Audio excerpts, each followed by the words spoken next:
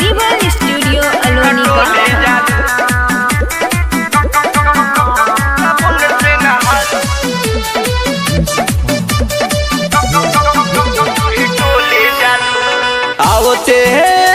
आवते साबुन से नहालू का करे नुनिया टोले जालू का करे सिंह टोले जालू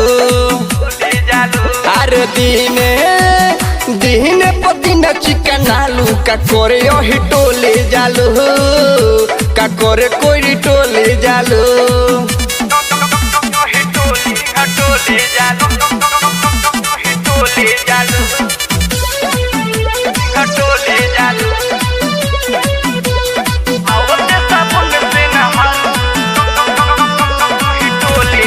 कहाँ से आवता पाउडर क्रीम हो रोजे बदल तारू नया नया सिम हो अरे बतावा हो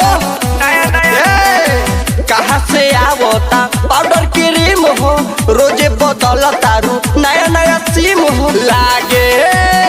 ओहिरे के दही रोजे खालू का करे बभन टोली जालू का करे धोबी टोली जालू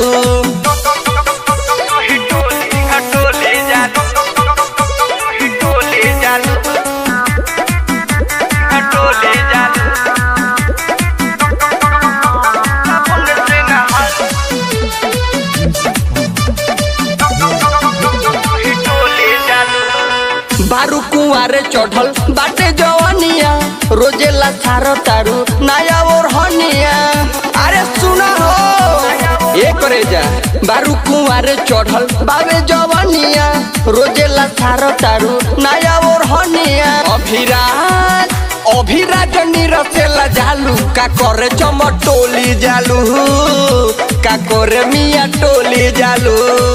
अरे बताओ हो मिक्स बाय रिबल स्टूडियो अलोनी।